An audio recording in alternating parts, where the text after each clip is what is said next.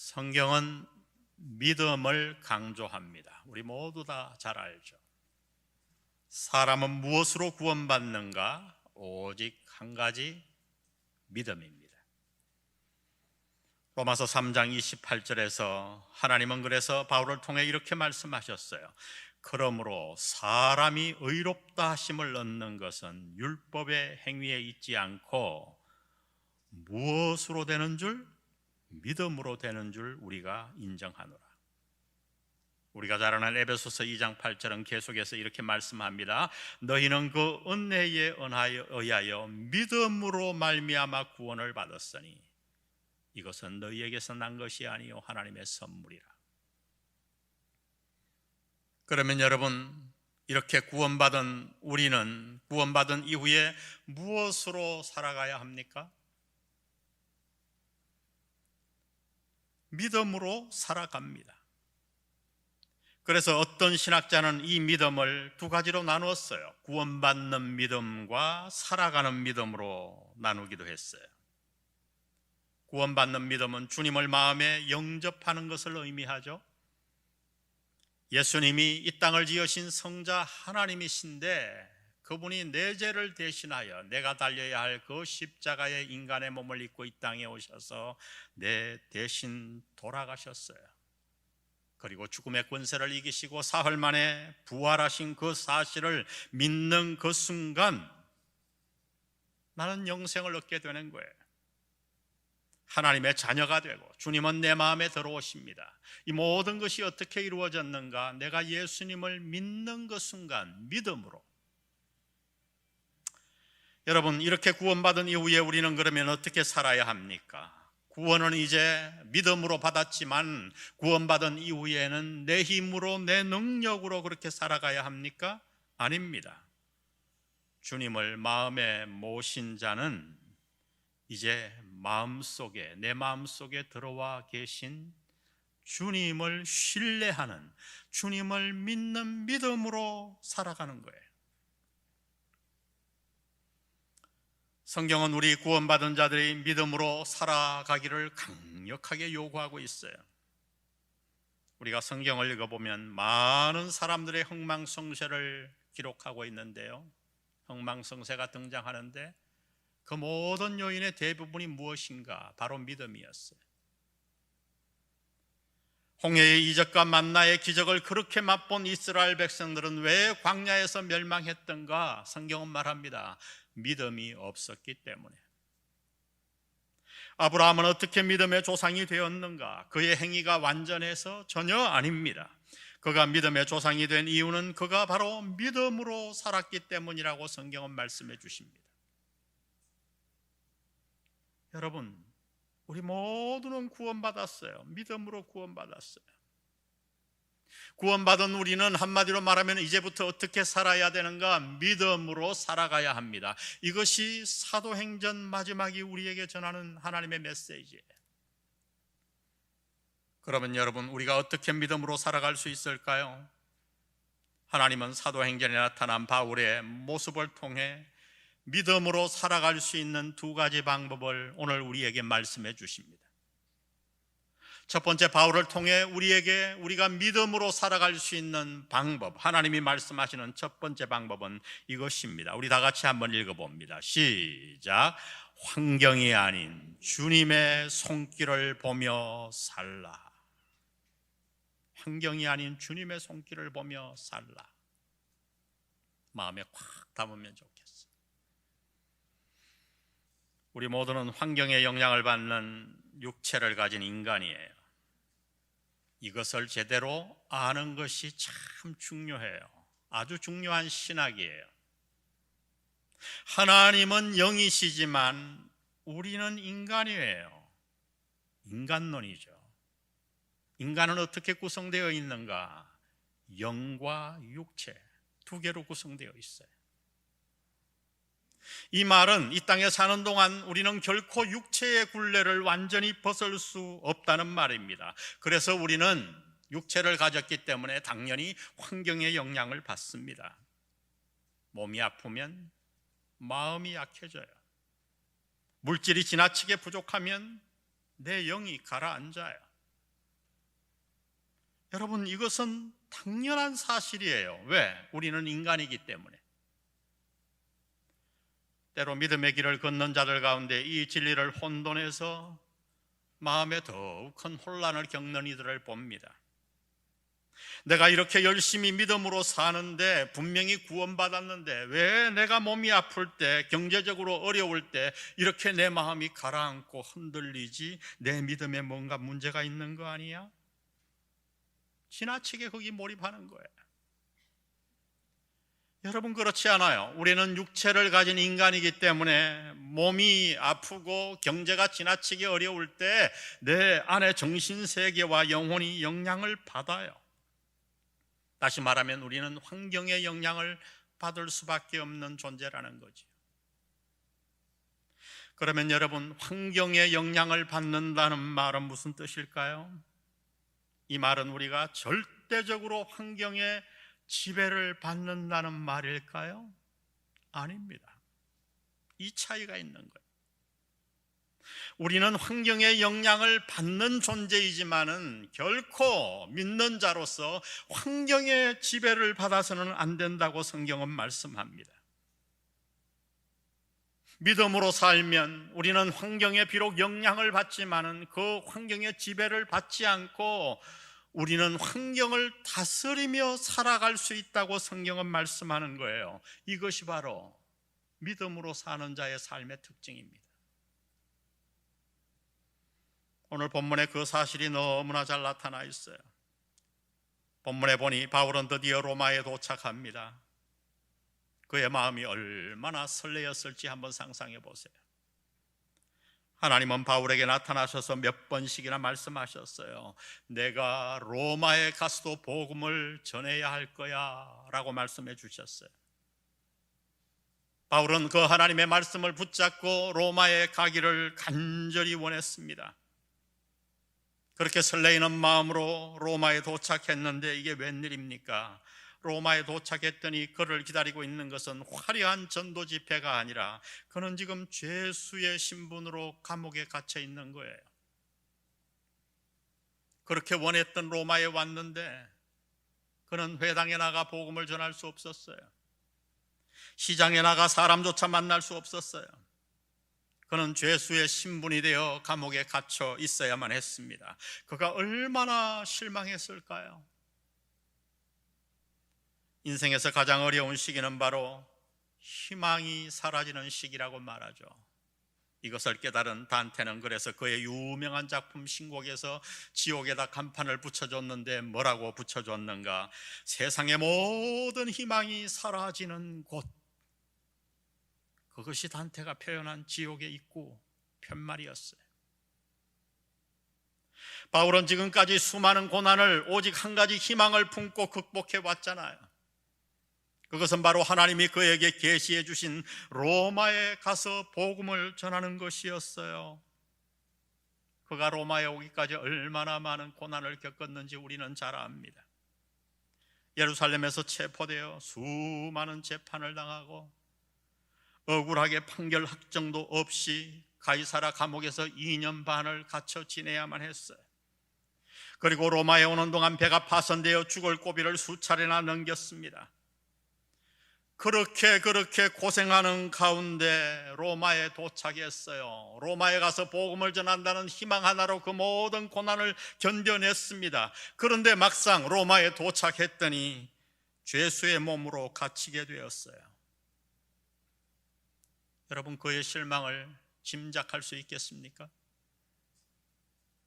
이쯤 되면 아마 실망에 가득 차 모든 것을 포기할 만하지 않을까요? 여러분의 일로 생각해 보세요. 하나님을 향해 원망의 마음을 품거나 아니면 최소한이라도 그 마음에 의문의 마음 정도는 품어야 하지 않을까요? 그런데 오늘 본문의 읽을 보면 그 어디에도 그런 흔적을 발견할 수가 없어요. 놀랍게도 바울은 그 어려운 이해할 수 없는 환경 속에서도 주님이 자신에게 주신 사명의 길을 꿋꿋이 걸어갔다고 오늘 본문은 증언합니다.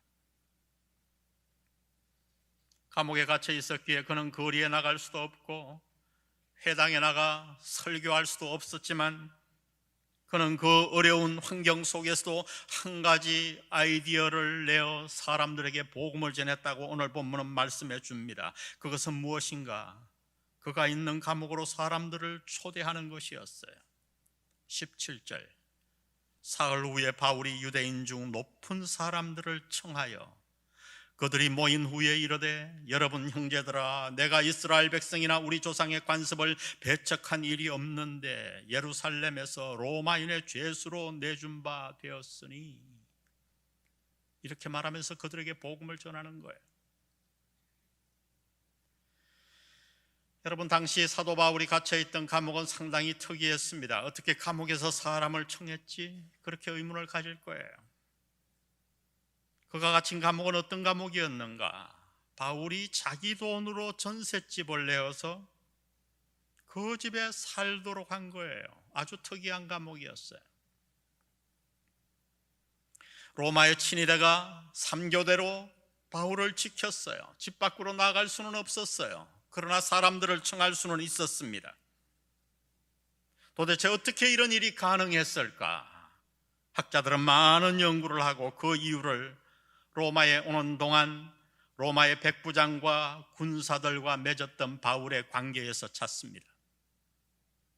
우리가 아는 대로 로마에 오는 동안 배가 파손되어 거의 죽게 되어 모두가 살 소망이 없었잖아요.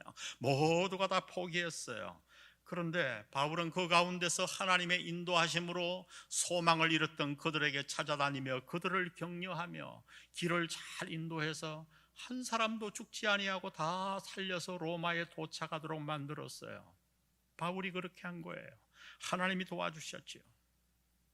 여러분, 그 모든 일들을 곁에서 지켜보고 경험한 백부장과 로마의 군사들이 얼마나 바울을 존경하는 마음을 갖게 되었을까요?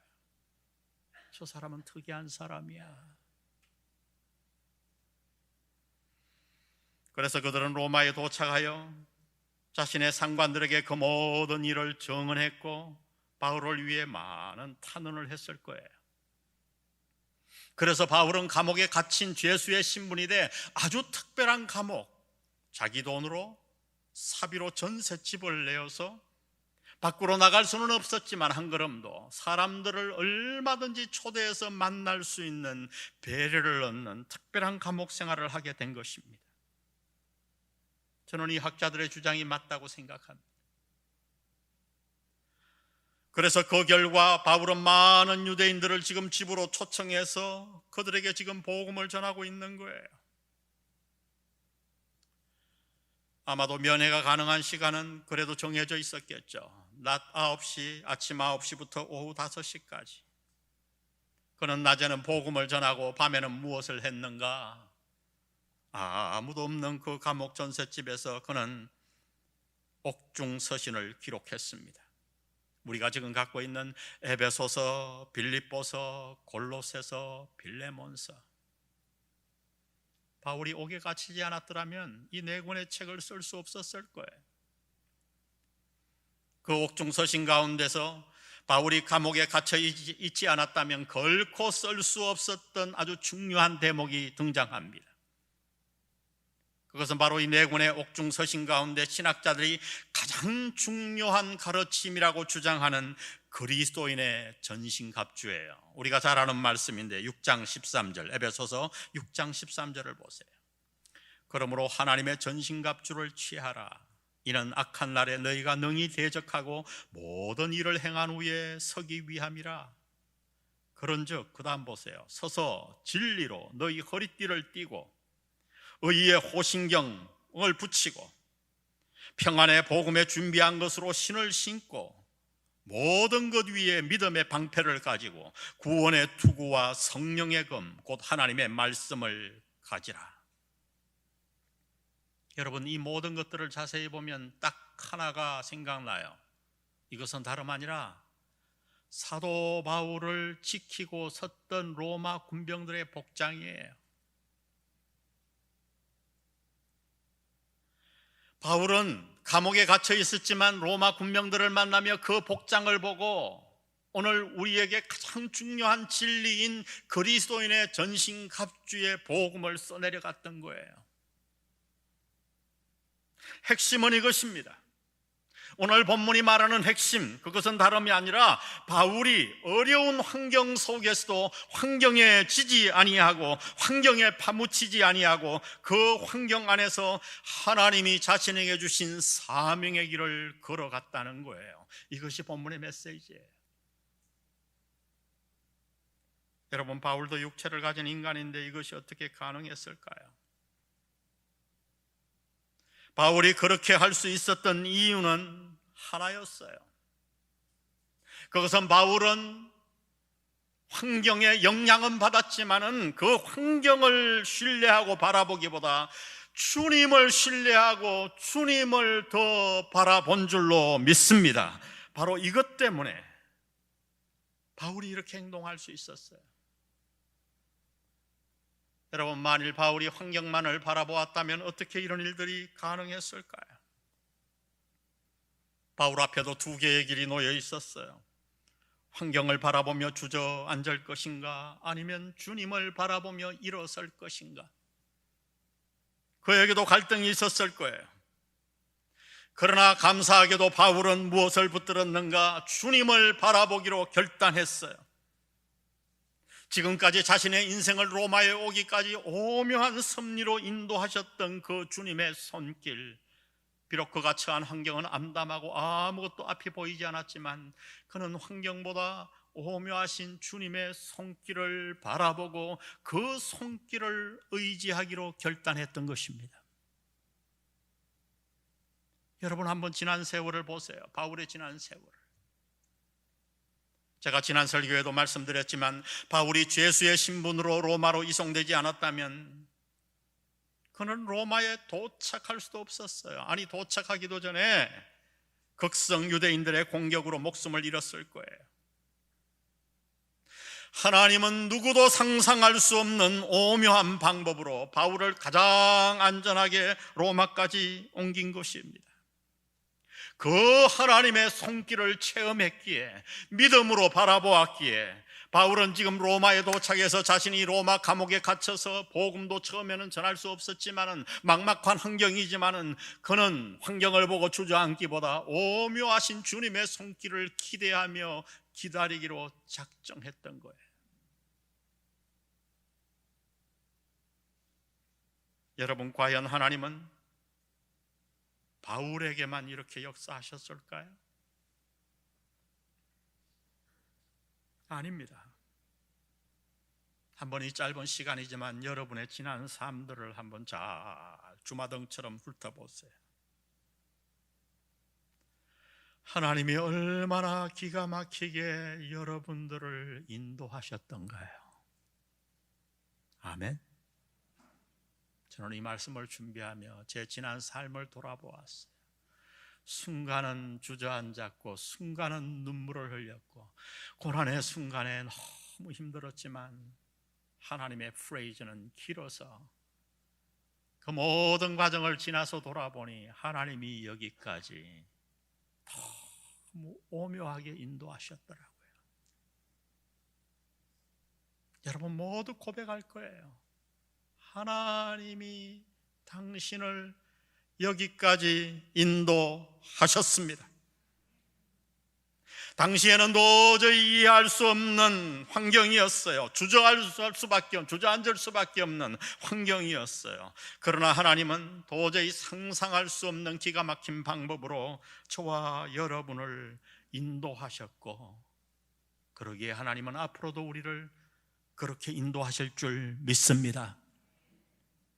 그 주님의 손길을 붙드세요.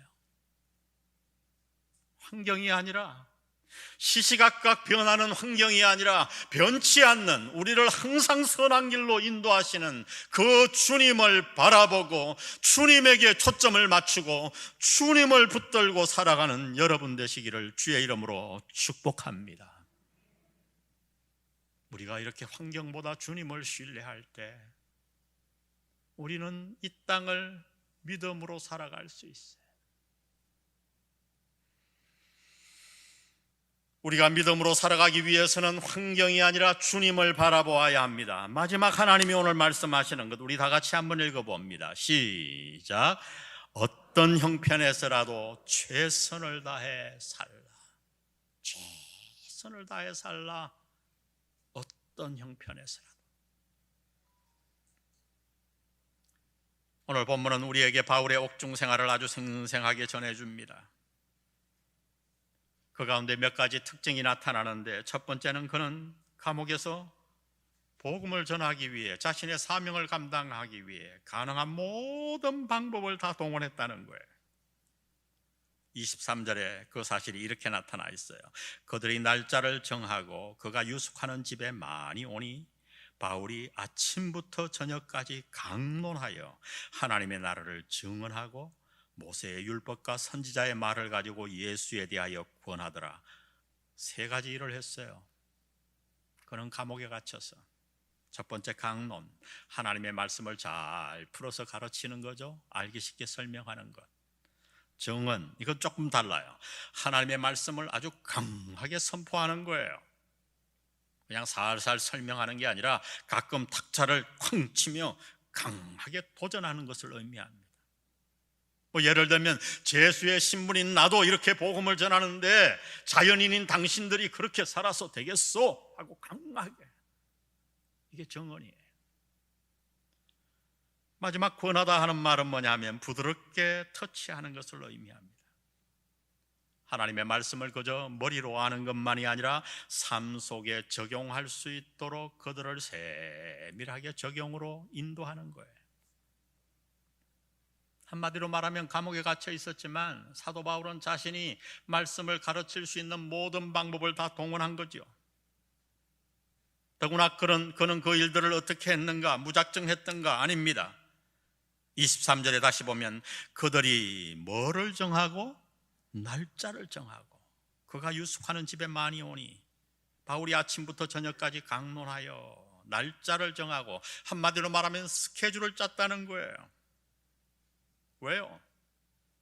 감옥에 갇혀 있었지만은 복음을 전하기 위해 최선을 다하기 위해 스케줄을 짰어요. 여러분, 이것이 얼마나 놀라운 방법인지, 바울의 마음을 어떻게 표현하는지 한번 묵상해 보세요. 요즘 우리 교회가 신방을 하고 있잖아요. 사역자들마다 다르겠지만 아마 최대한 많이 하면 5집에서 6집일 거예요. 저는 영안교회 전도사 시절에 12집을 신방해 본 적이 있어요. 그때는 가면 그냥 딱 1년마다 한 번 하는 대신방인데 담임 목사님 딱 모시고 가면 물어보지도 않고 맥심 커피를 타줍니다. 제가 모시던 담임 목사님은 몸이 약해서 딱 마시는 신용만 하고 아침에 한 잔만 먹고 저한테 석 밀어요. 그럼 저는 원샷으로 마시고 그것도 마시고 하루에 20몇 잔을 먹었어요. 그래도 위에 빵꾸나지 않고 여기 서 있는 게 주의 은혜죠. 커피 상무가 아니라.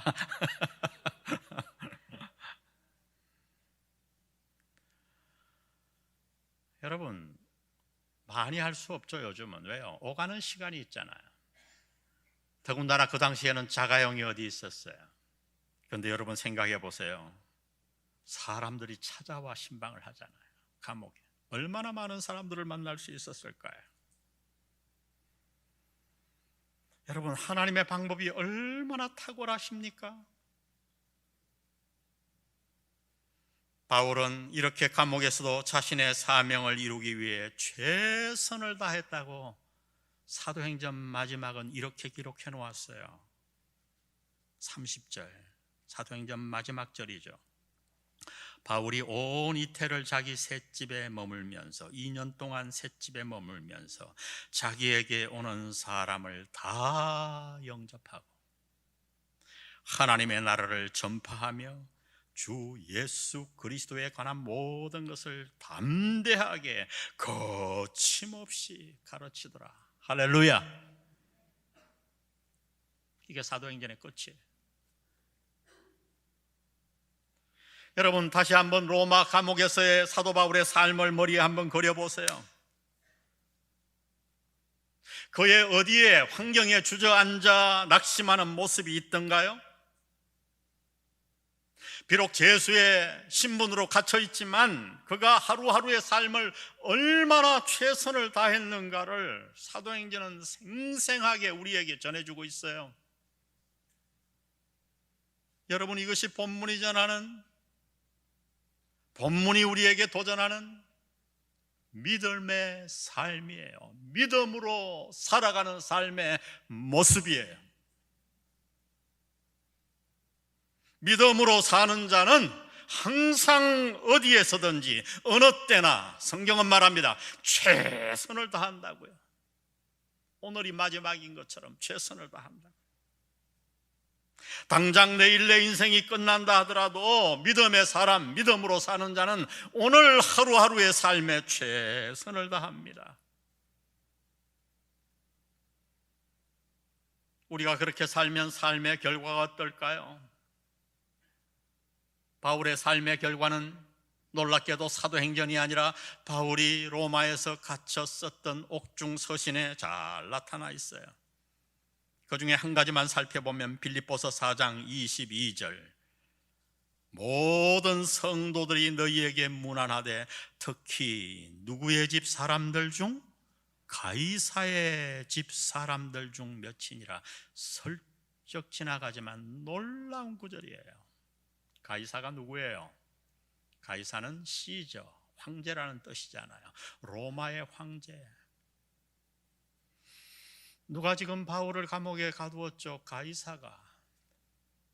그런데 성경은 말합니다. 가이사의 집 가운데 몇몇 사람들이 예수를 믿는 정도가 아니라 아주 열심히 믿는 자가 되어서 빌립보 성도들에게 안부를 전한다고요. 여러분, 이게 가능키나 합니까? 어떻게 이런 일이 일어났죠? 학자들은 연구했어요.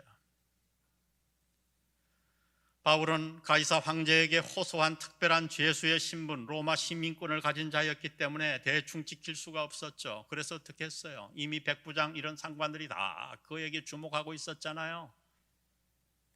가이사의 친위대, 그 가운데는 가이사의 집안 사람도 있었을 거예요. 그들이 4명씩 하루 3교대로 12명이 바울을 가까이 있었어요.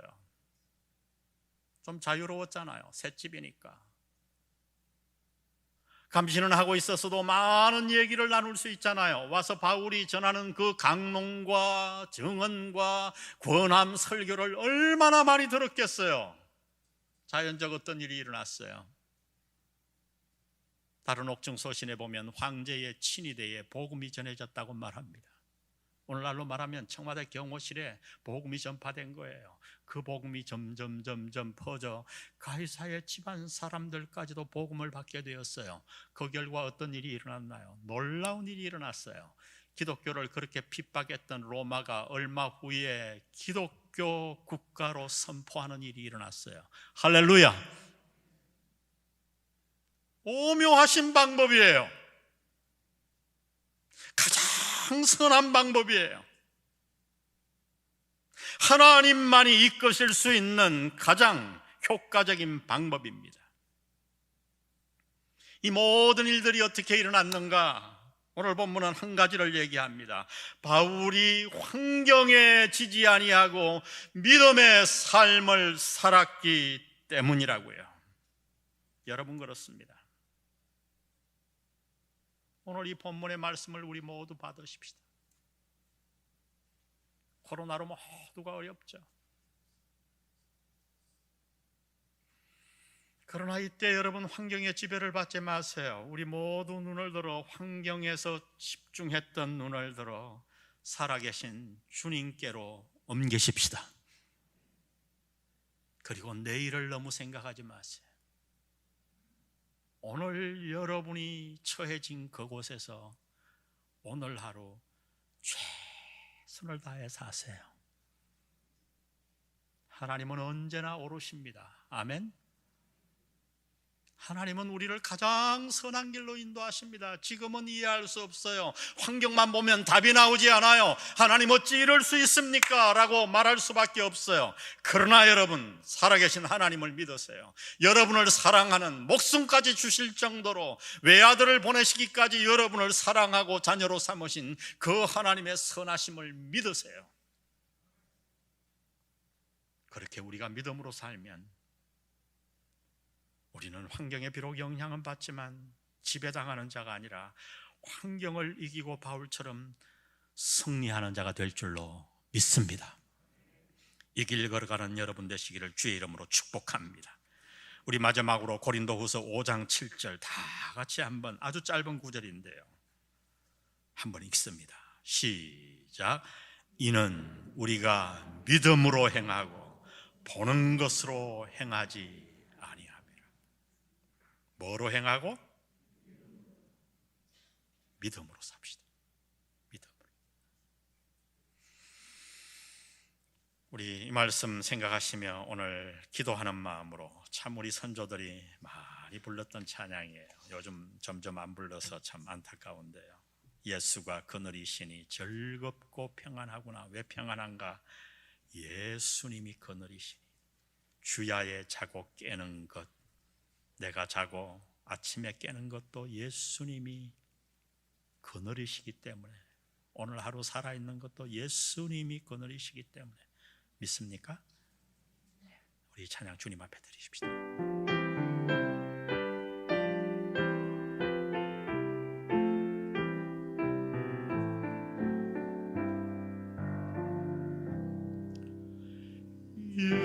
예수가 거느리시니 즐겁고 평안하구나. 주야에 자고 깨는 것 예수가 거느리시니. 2절 때때로 괴롬당하면 때때로 괴롬당하면 때때로 기쁨 누리네. 풍파 중에 거느리고 평안할 때 거느리네. 주날 항상 주날 항상 돌보시고 날 친히 거느리시네. 주날 항상 돌보시고 날 친히 거느리시네. 우리 간주하는 동안 3주 가사를 한번 보겠습니다. 내 주의 손을 붙잡고 천국에 올라가겠네. 괴로우나 즐거우나 예수가 그늘이시네. 4절 보니 이 세상 이별할 때에 지옥의 권세 이기네. 천국에 있을 때에도 예수가 그늘이시네. 믿습니까? 하나님이 그늘이십니다. 하나님이 여러분의 인생을 붙들고 계십니다. 지금부터 저 천국까지.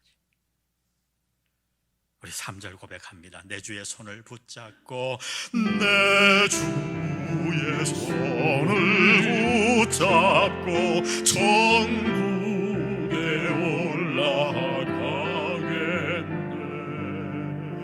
괴로우나 즐거우나 예수가 거느리시네. 주날 항상 돌보시고 날 친히 거느리시네. 주날 항상 돌보시고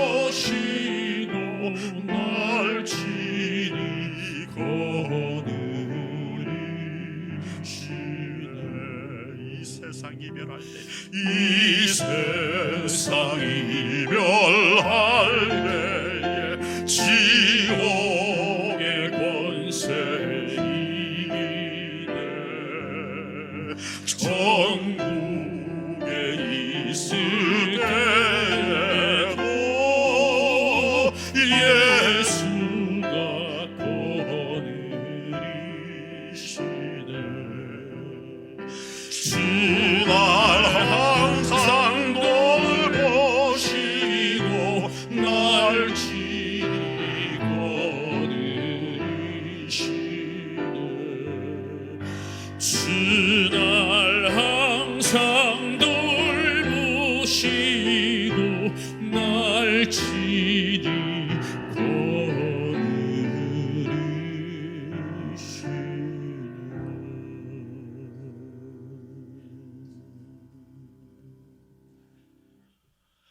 지난 주간에 저희 교회는 작지만 아주 온 성도들이 힘든 장례식을 치렀습니다. 우리 박행숙 집사님, 이 찬송가 가사의 삶이 집사님의 삶에 그대로 투영되어 있어요. 결코 쉬운 삶을 살지 않았어요. 어렵고 힘든 가운데 나 예수 믿고 침례받고 난 이후에 우리 교회에서 처음 예수 믿었는데요, 얼마나 많은 사람들에게 복음을 전했는지,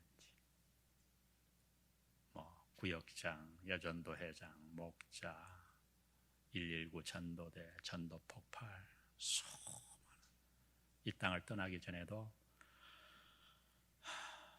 많은 사람들에게 복음을 전하기 위해 했었어요. 5월 9일 날 자기 집 신방을 잡아놓고 너무 기대에 차 있었는데 정말 아픈 것 하나 느끼지 않고 아침에 주님 곁으로 갔어요. 아무도 모르게 자다가 너무 갑작스러워 참 힘듭니다만 이 세상 이별할 때의 지옥의 권세 이기네 천국에 있을 때에도 예수가 거느리시네. 우리 박 집사님은 예수님과 동행했어요. 그래요. 이게 믿음의 삶이에요. 우리 교회는 이런 성도들이 얼마나 많은지 우리 예수님과 더불어 살아가십시다. 기도하겠습니다.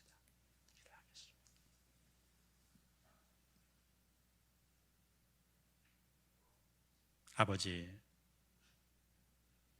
사도행전을 마치며 우리가 살아가야 할 믿음의 모습을, 삶의 모습을 보여주셔서 감사합니다. 온 세상이 코로나19로 부동산 광풍으로 난리를 피고 불안해하지만 주님, 우리가 이 시간 말씀 듣고 눈을 떠서 예수님이 나를 거느리고 계심을 발견하고 환경이 아닌 주님을 바라보며 살아가게 도와 주옵소서. 바울이 감옥에서도 자기의 인생의 마지막 하루도 허투루 쓰지 아니하고 최선을 다했던 것처럼 누가 내일을 살 수 있다고 장담하겠습니까? 오늘 내가 처해진 그 자리에서 저희로 최선을 다해 살게 하옵소서. 성부, 성자, 성령의 은혜가 오늘 말씀 듣고 주님과 더불어 믿음으로 살아가기로 결단하는 영한 성도들에게 함께 하시기를 예수님의 이름으로 축원합니다. 아멘.